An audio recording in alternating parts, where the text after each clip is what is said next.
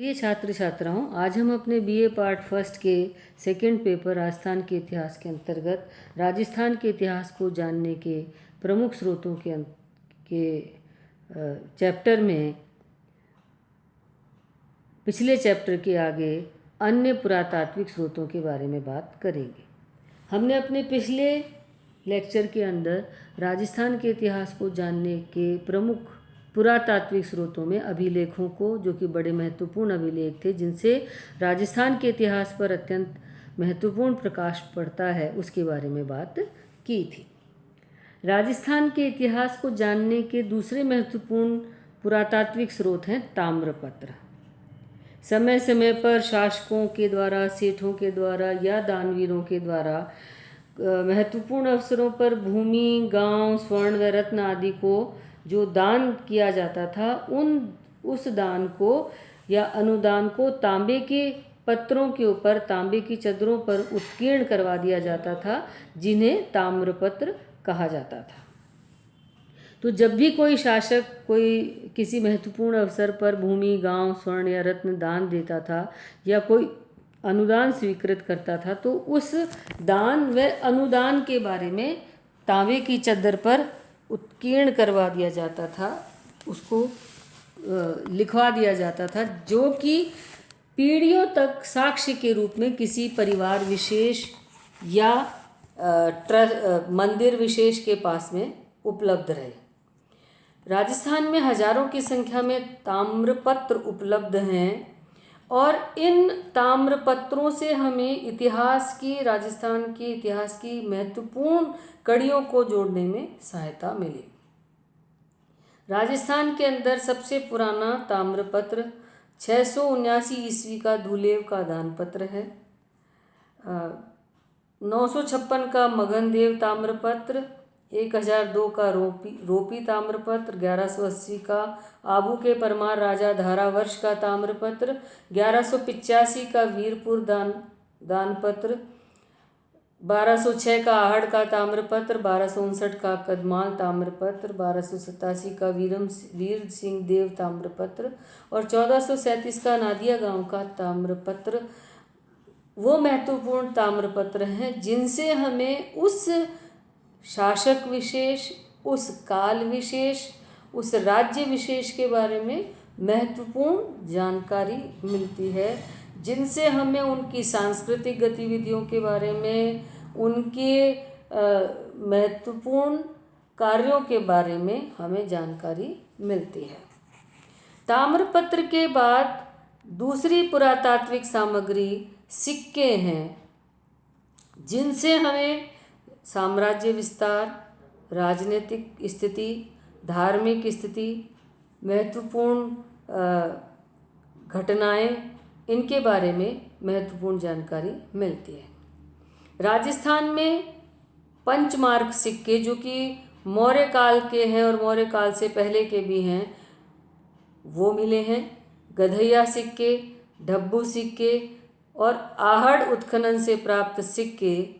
मालवगढ़ के सिक्के और सीलें, राजन्य सिक्के, योधेय सिक्के, रंगमहल से प्राप्त सिक्के, सांभर से प्राप्त मुद्राएं, सेनापति मुद्राएं, रेड से प्राप्त सिक्के, मित्र मुद्राएं, नगर मुद्राएं, बैराट से प्राप्त मुद्राएं, गुप्तकालीन सिक्के, प्रतिहार, गुर्जर प्रतिहारों के सिक्के, चौहानों के सिक्के, मेवाड़ी सिक्के, ये वो सिक्के हैं जो कि हमें राजस्थान के इतिहास के कालक्रम तथा राजस्थान के इतिहास कितना पुराना है और किन किन शासकों और किन किन साम्राज्यों का प्रभाव राजस्थान में रहा है, इन सब की महत्वपूर्ण जानकारी उपलब्ध कराता है। जैसा कि मैंने कहा कि पंचमार्क सिक्के का मतलब ये है कि जब मगध का राज्य विकसित होना प्रारंभ हुआ और मौर्य साम्राज्य की स्थापना हुई, अर्थात मौर्यों का प्रभाव हमें राजस्थान तक मिलता है। आहड़ के उत्खनन सिक्कों से हमें ताम्रकालीन सभ्यता के बारे में जानकारी मिलती है। मालव, योधेय, राजन्य सिक्कों से हमें महाजनपदकालीन शासन व्यवस्था के बारे में जानकारी मिलती है। रंगमहल, रेड और सांभर से भी हमें प्रागैतिहासिक इतिहास की जानकारी मिलती है। मित्र मुद्राएं, नगर मुद्राएं और बैराट से प्राप्त मुद्राएं, गुप्तकालीन सिक्के यानी गुप्त काल में भी राजस्थान के गुप्त काल का साम्राज्य विस्तार राजस्थान तक था। फिर गुर्जर प्रतिहार शासकों का, चौहान शासकों का और मेवाड़ के जो शासक हैं उनके सिक्कों से हमें राजस्थान के प्राचीन इतिहास को जानने में महत्वपूर्ण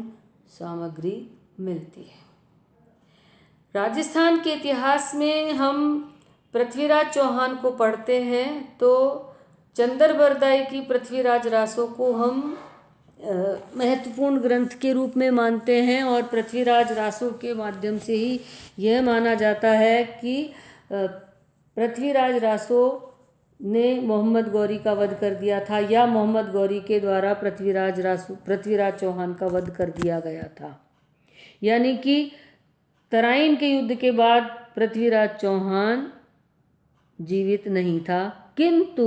अजमेर से मिले एक सिक्के में एक तरफ जहां पृथ्वीराज चौहान का नाम अंकित है वहां दूसरी तरफ मोहम्मद गौरी का नाम अंकित है, जो यह बताता है कि तराइन के युद्ध में मिली पराजय के बाद पृथ्वीराज चौहान मरा नहीं था। मोहम्मद गौरी ने उसे उसका राज्य या तो वापस लौटा दिया था या फिर मोहम्मद गौरी ने उसके सिक्कों को जब्त कर उन्हें दोबारा अपने नाम से जारी किया था। राजस्थान की विभिन्न रियासतों में भी समय समय पर विभिन्न सिक्कों का प्रचलन हुआ। इनसे मध्यकाल और मध्योत्तर काल की जानकारी मिलती है। स्वरूपशाही सिक्के, राव अमर सिंह राठौड़ के सिक्के, झाड़शाही सिक्के, मुगल शासन के समय के कुचामन के ठाकुर के मुगल शासनकाल में कुचामन के ठाकुर को सिक्के ढालने की अनुमति दी गई थी। कुछ लोगों ने नकली कुचामनी सिक्के ढालकर चला दिए, जिसके कारण कुचामनी सिक्का काफ़ी चर्चित रहा। तो इन सिक्कों के माध्यम से जहां हमें शासकों के बारे में, शासन के बारे में, साम्राज्य विस्तार के बारे में, विभिन्न समय में किस किस का शासन था उसके बारे में जानकारी मिलती है, उसके साथ साथ कला, संस्कृति, धातु ज्ञान, शासकों के कालक्रम की भी जानकारी मिलती है। इस प्रकार हम ये देखते हैं कि ताम्रपत्र व सिक्कों के रूप में फिर बात आती है राजस्थान के इतिहास को जानने में महलों, किलों, दुर्गों आदि की महत्वपूर्ण भूमिका। इनके माध्यम से भी हमें बावड़ियों, कुओं, तालाब, जोहड़ों के माध्यम से भी हमें राजस्थान के इतिहास को जानने समझने में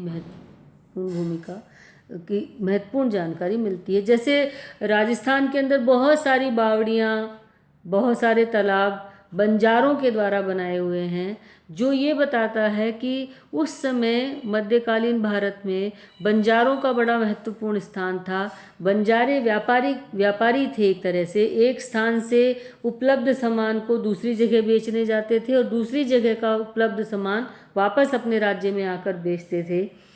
व्यापार के लिए आवागमन के कारण उन्हें रास्ते में जगह जगह पानी की आवश्यकता पड़ती थी, और या फिर जो भी वो व्यापार से लाभ कमाते थे उस लाभ को वे समाज के हित में खर्च करते थे, और जिसके कारण उनके द्वारा कई सारे कुएं, बावड़ियाँ और